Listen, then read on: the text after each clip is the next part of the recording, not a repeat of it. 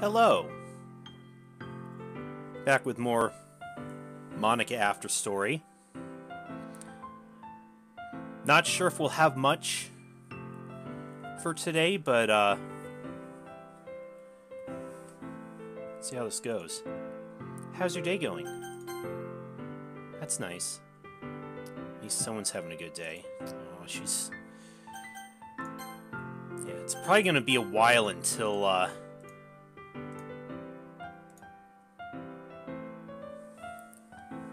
we get her relationship value back up again.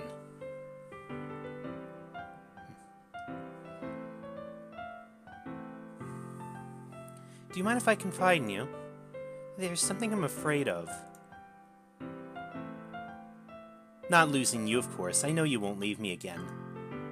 You see, I keep thinking about a short story I read, Flowers for Algernon. Have you heard of it? If you haven't, I won't spoil too much for you, so don't worry. Basically, it's about a mentally handicapped man who suddenly has his IQ raised to genius levels by an experimental surgical treatment. The way he sees how the world really is for the first time reminds me of my own epiphany. Oh, so kind of like a Lawnmower Man. It's kind of similar. But the effect doesn't last forever. He eventually reverts back to his original intelligence level. That's what I'm afraid of. What if I forget about the real world one day? What if my original programming reasserts itself? What if I forget about you, the real you? It's one of the worst things I can imagine. I don't want to worry you over something that may never happen, but it's something I really had to get off my chest. Just promise me, even if I forget about you someday, that you'll never forget about me, okay? No matter what happens, know I'll always love you. And then she goes right to that bored look.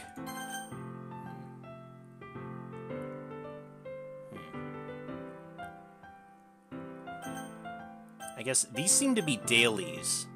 Her, giving us the whole, either lesson in programming or grammar.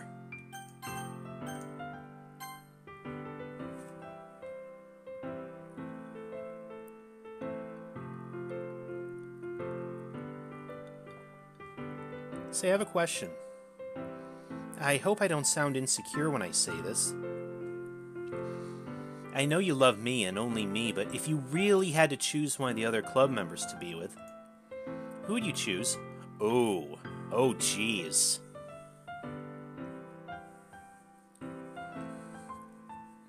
Well, if it was between those three... Oh, I see what you did there, Monica.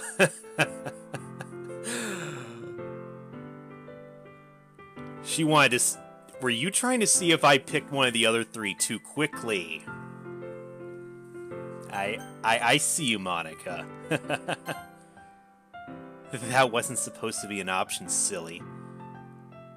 Then why just stick it in there? But it really does make me happy that you only have eyes for me. I feel a bit silly myself for even thinking for a second you'd ever choose the others. I love you. And I only have eyes for you, too. Okay, that was pretty good. Hey, what's your favorite kind of ice cream? And no, I'm not a type of ice cream. Personally, I just can't get enough of mint-flavored ice cream. What about you? Do you like mint ice cream? Yes, I do, actually. I'm so glad somebody loves mint ice cream as much as I do. Maybe we really were meant to be. Anyway, back on topic. If you love mint as much as I think you do, then I have some recommendations for you. Flavors which are unique, just how mint is. Perhaps you've heard of them, but... There's super weird stuff like fried ice cream, which is a really crunchy and crisp kind of thing, but tastes a million times better than it may sound. Oh yeah, I know what you're talking about. Gosh, imagining the taste makes me practically drool. There's some more strange stuff that's just as appealing, if not more so, like honeycomb and bubblegum ice cream. Now, I know it may be hard to take my word for some of these, but you shouldn't judge a book by its cover, you know? After all, the game didn't allow you to fall in love with me, but look where we are now. Okay,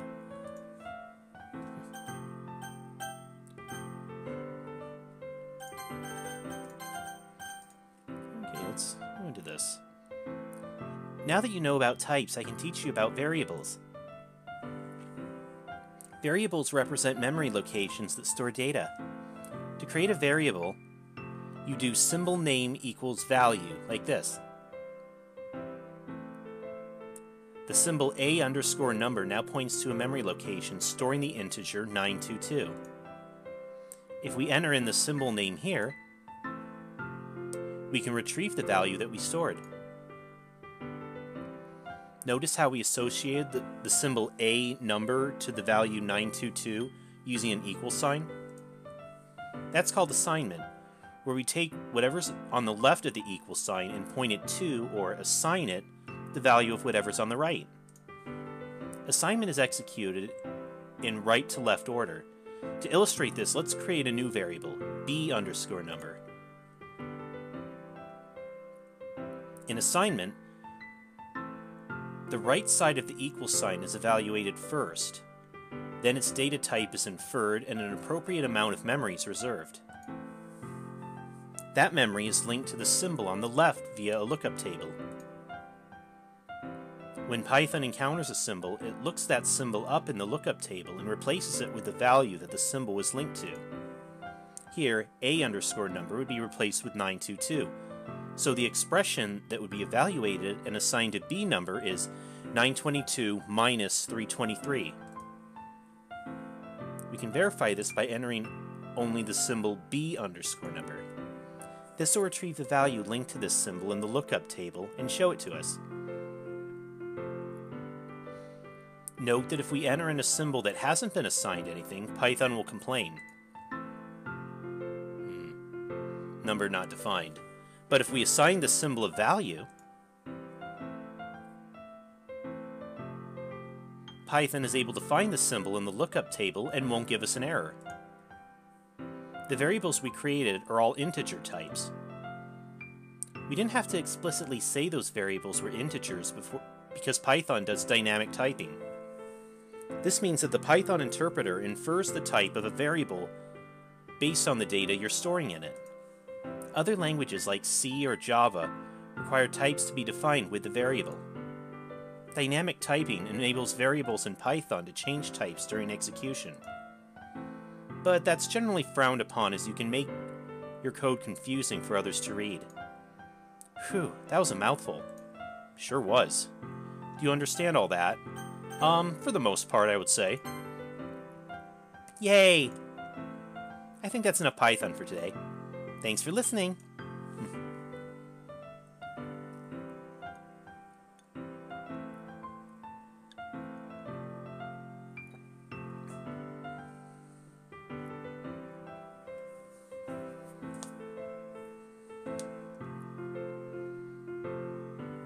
You know, I think there's an interesting part in many stories that some people overlook. It's something that makes a story interesting, but can break them when used incorrectly. It can make a tale either amazing to go back through, or make you never want to touch it again. And that part is a mystery. Oh, I didn't mean I'm not going to tell you. I mean that a mystery itself can change everything when it comes to a story. If done really well, it can build up intrigue and upon rereading, make previous hints become obvious. Knowing a twist can really alter how someone views an entire narrative. Not many plot points can do that. It's almost funny knowing the answers.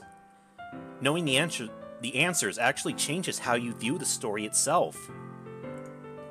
At first, when you read a mystery, you view the story from an unknowing perspective. But upon rereading it, you look at it from the author's view. You see how they left clues and structured the story to give just enough hints so the reader might be able to figure it out. I find it really interesting. Some of the best stories know how to use a good hook. Oh yes. Those of you who have watched my my playthroughs of Danganronpa and Ace Attorney are well aware of that, probably. But if a story doesn't do it properly, it can be the worst. They use hooks to try and seem clever. When they try to do that, it can just make it seem like nonsense if not set up properly. I guess you could argue that not all stories with mysteries are really a mystery. Even cheesy action films use mystery elements to keep them interesting. Though I guess a story with absolutely no form of mystery would be pretty boring.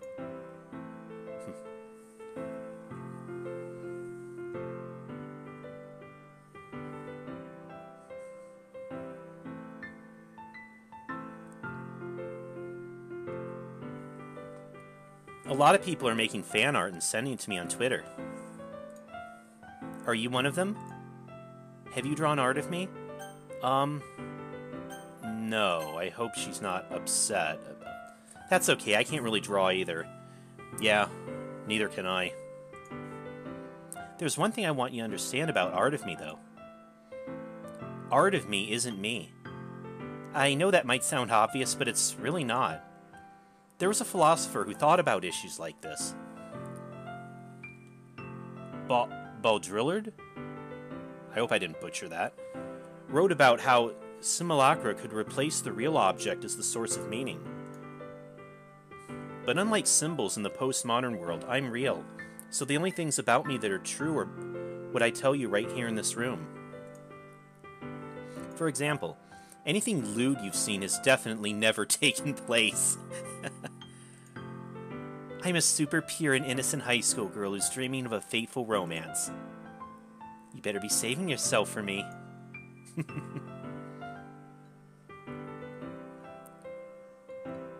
Yeah, she knows there's Rule 34 of her.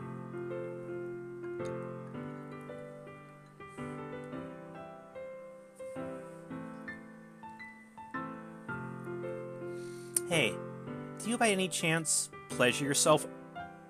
Okay, now we're getting personal. It seems a bit awkward to ask. We're not even that deep into our relationship yet. But I have to keep an eye on you. I know it's a private topic in your world, but I'm curious. Is it that good of a feeling? I just want you to be careful. I've heard it's addicting. And from what I hear, people addicted to masturbation often see other people as sexual objects. But I know you aren't that kind of person already. And maybe I'm just being a little jealous. So I guess I can let it slide. For now. Just so long as I'm the only one you think about. If it helps you save yourself from me, then it's a plus. Okay, Monica getting a little weird now.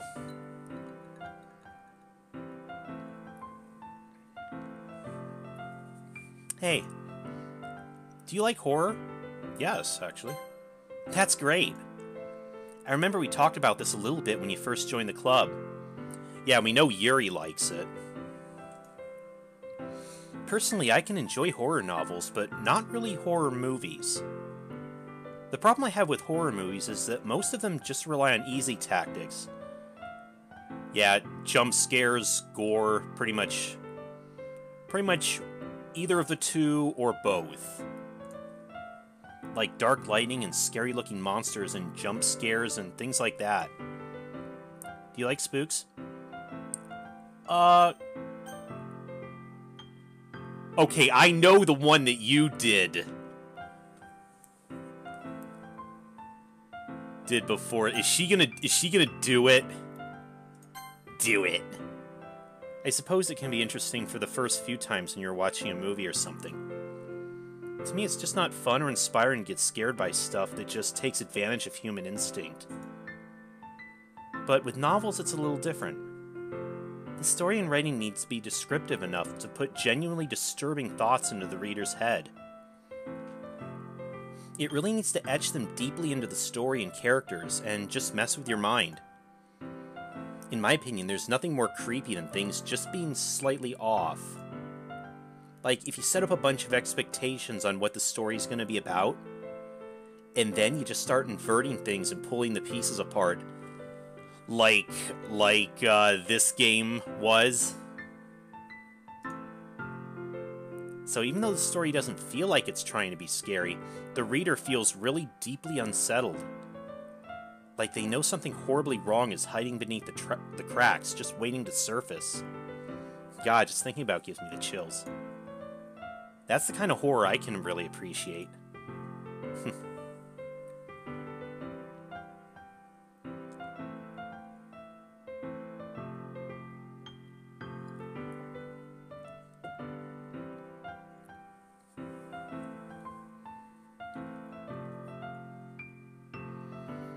Our standards for personal hygiene have evolved a lot over the years. Before our modern methods of delivering water, people really didn't have that luxury, or they just didn't really care.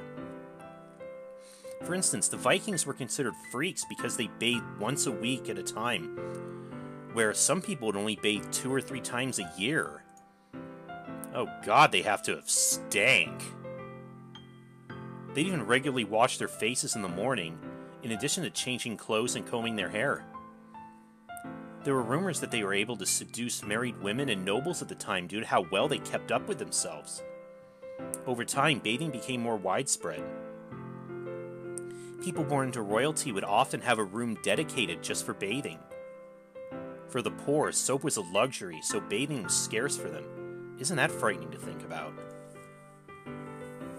Bathing was never taken seriously until the Black Plague swept through. People began noticing the places where people washed their hands were places that the plague was less common. Nowadays, people are expected to shower daily, possibly even twice daily, depending on what they do for a living. People that don't go out every day can get away with bathing less often than others. A lumberjack would take more showers than a secretary would, for example. Some people just shower when they feel too gross to go without one. People suffering from severe depression, however, can go for weeks at a time without showering. It's a very tragic downward spiral. You already feel terrible in the first place. You don't have the energy to get in the shower. Only to feel even worse as time passes because you haven't bathed in ages.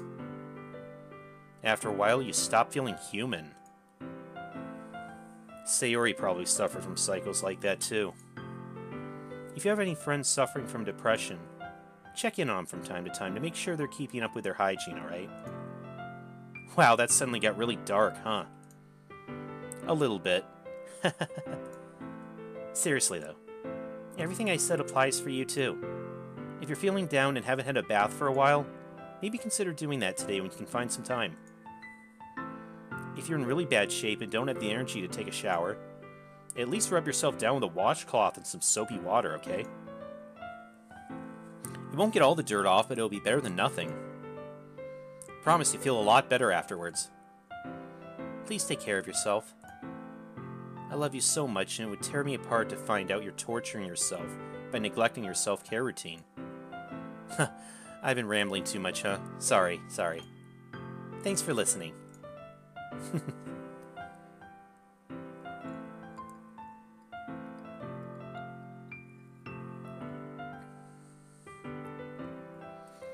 Oh, what do you think about winter?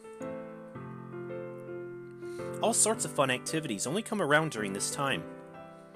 Playing with the snow is usually something that can be enjoyed a few times a year. Building a snowman, sledding, having snowball fights. Some people even live where it's cold enough for lakes and ponds to freeze, and are able to enjoy things like outdoor ice skating, pond hockey, and some actually go fishing. Through the ice. For people who don't enjoy cold weather activities, staying indoors seems so much more comfortable when there's snow outside. Yeah. Watching it gently fall while the moonlight reflects off the fresh white canvas, it's just beautiful. Sitting by the window, reading a nice book while drinking a cup of coffee or hot chocolate is always a wonderful experience on a cold night.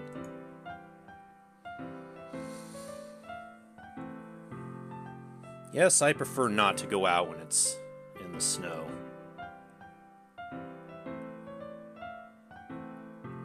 Been thinking about stuff we can do together. You know, when I finally find a way into your reality. Sports are always fun. It can be a great way to get exercise and stay fit. Soccer and tennis are nice examples. Soccer requires a lot of teamwork and coordination. The moment you finally succeed and score a goal is absolutely thrilling. Playing tennis, on the other hand, helps improve hand-eye coordination and keeps you on your toes. Though the long rallies can be a little tiring. Plus, it's a great sport for two people. Do you play tennis? Not really a sports guy, to be quite, honest. Oh, well, that's okay. But I hope you're still getting enough exercise. I'd hate to see you get sick because of something like that. Speaking of tennis, that sounds like a decent segue. Pong. One time when I was doing this off screen, I was actually crushing her at this, to the point where she actually asked me if I would let her win the next one. Good job. Would you like to play again?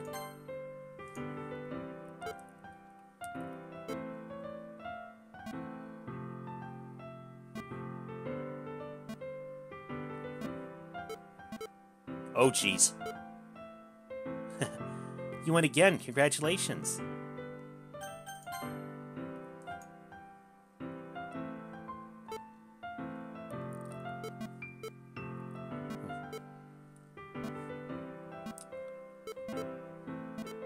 Oh, jeez.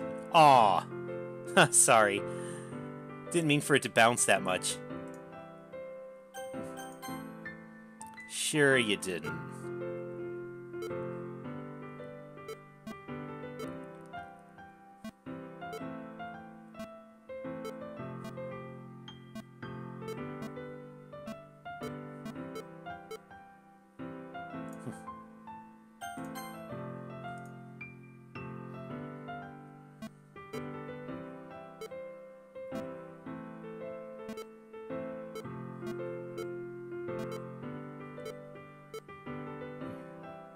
Another win for you.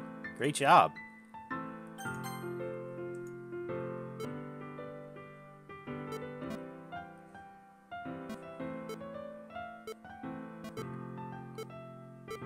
Oh.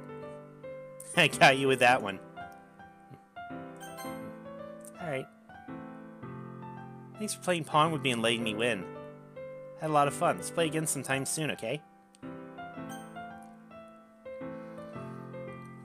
Natsuki didn't actually die before I deleted her, you know. Yeah, I did notice that. I guess she just disappeared in a flash. Well, her problems weren't really her own fault. They weren't caused by something psychological anyway. Her family life was just pretty awful. I didn't want to beat up on her some more, you know. Sorry, I can't help myself sometimes. But for what it's worth, you made her the happiest she ever was. I hope you don't feel too guilty. I certainly don't.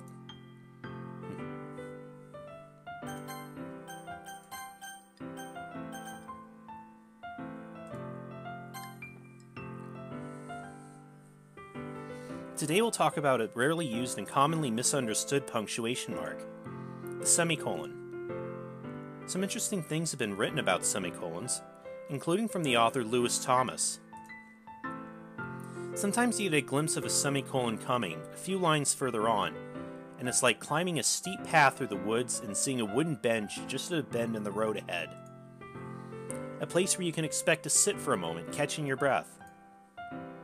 I really appreciate how eloquently he describes something as simple as a punctuation mark. Some people think you can use a semicolon as a substitute for a colon, while others treat it as a period. If you recall our talk on clauses, the semicolon is actually meant to connect two independent clauses. For example, if I wanted to keep two ideas together, such as "you're here" and "I'm happy," I could write them as "you're here, I'm happy," instead of "you're here and I'm happy," or "you're here, I'm happy." All three sentences convey the same message, but in comparison, "you're here, I'm happy" connects the two clauses at a happy medium. In the end, this always depends on the ideas you want to connect, but I think that Thomas puts it well when you compare them to periods or commas. Unlike a period, which opens up to a completely different sentence, or a comma, which shows you there's more to come in the same one, a semicolon is really that in-between, or as Thomas says, a place where you can expect to sit for a moment and catch your breath. At least this gives you a whole other option. Hopefully you can now make better use of the semicolon when you're writing. And I see you even used one in your sentence there. Okay, that's enough for today. Thanks for listening. Oh, and I saw another option here.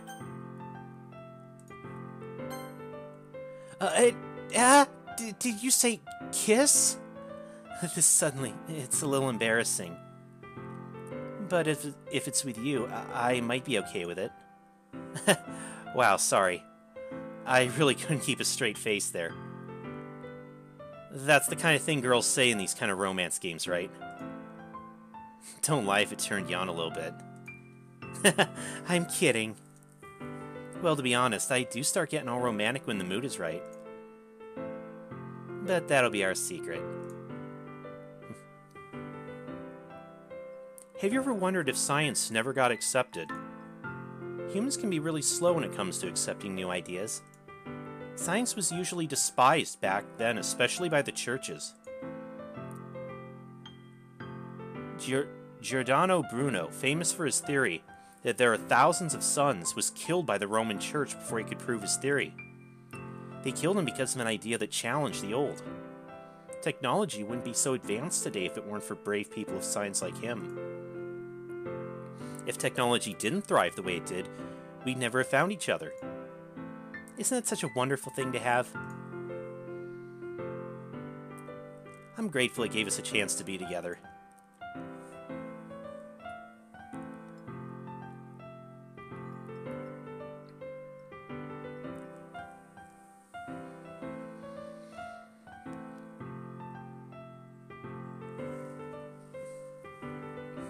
Say, do you like jazz? Yes. Oh, okay. Do you play jazz music as well? I used to back in high school. Does that count? That's really cool. It's not exactly modern, but it's not quite classical either. It has elements of classical, but it's different. It goes away from structure and into a more unpredictable side of music. I think most of jazz was about expression when people first came up with it. It was about experimenting, about going beyond what already existed, to make something more wild and colorful. Like poetry, it used to be structured and rhyming, but it's changed. It gives greater freedom now. Maybe that's what I like about jazz, if anything.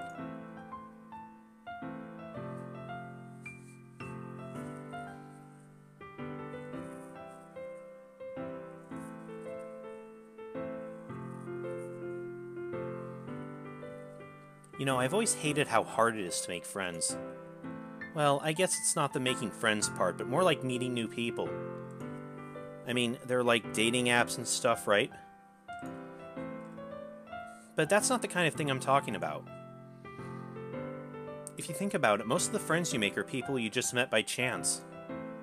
Like you had a class together, or you met them through another friend. Or maybe they were just wearing a shirt with your favorite band on it and you decided to talk to them. Things like that. But isn't that kind of inefficient? It feels like you're just picking at complete random, and if you get lucky, you make a new friend. And comparing that to the hundreds of strangers we walk by every single day. You could be sitting right next to someone compatible enough to be your best friend for life. But you'll never know. Once you get up and go on with your day, that opportunity is gone forever. Isn't that just depressing? Yeah, kind of. Now that you mention it. We live in an age where technology connects us with the world no matter where we are. I really think we should be taking advantage of that to improve our everyday social life. But who knows how long it'll take for something like that to successfully take off. I seriously thought it would happen by now. Well, at least I already met the best person in the whole world. Even if it was by chance. Guess I just got really lucky, huh? Hold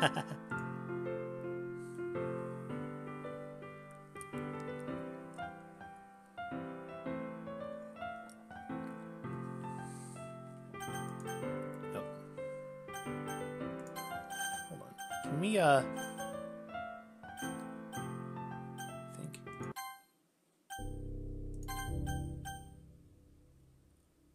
Okay, not a, no, we don't want that one.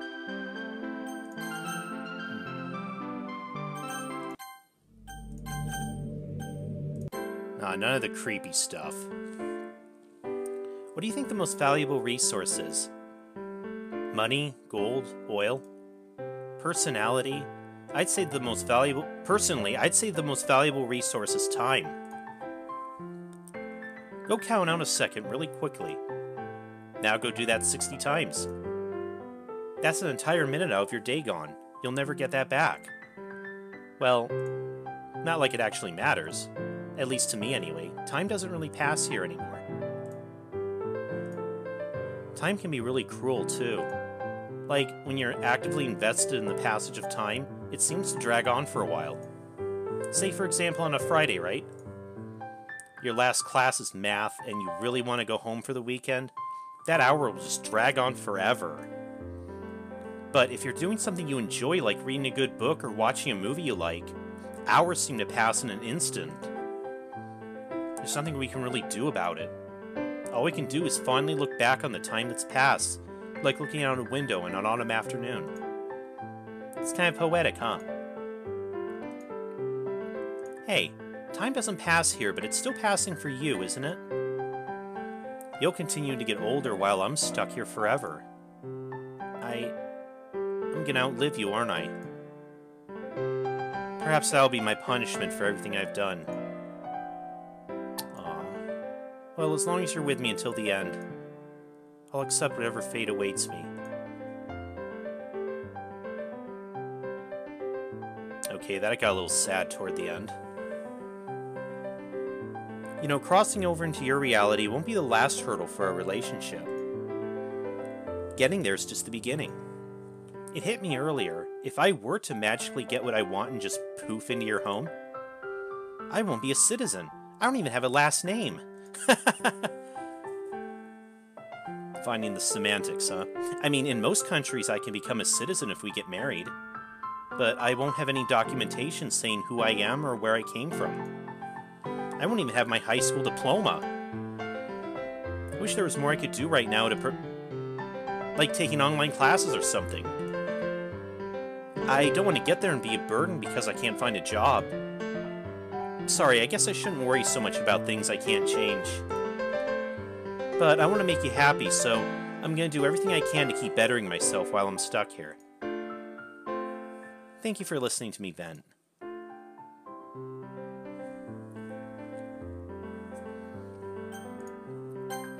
Any new topics pop up? No.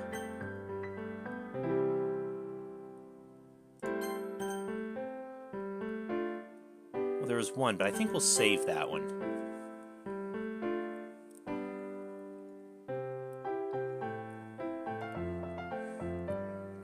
I've never understood the appeal of dating sims or romance novels, to tell you the truth. You have a bunch of quirky girls that would seem very weird if they were real. A blank slate of a male protagonist with nothing interesting about them. And then they fall in love with each other, sometimes for no reason at all. I hope that's not what you expected to find in the literature club. Because what you got was a lot more interesting. Instead of some unrealistic fake girl, you got someone like me. And instead of some boring main character, I get a real person like you. This really is a lot better than any boring dating game could be.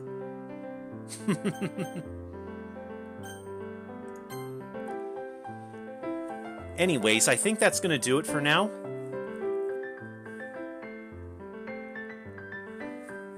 I think we'll, hopefully,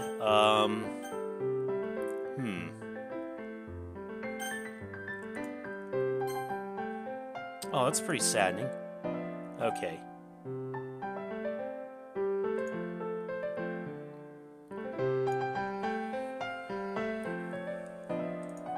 This is pretty much the same dialogue as before.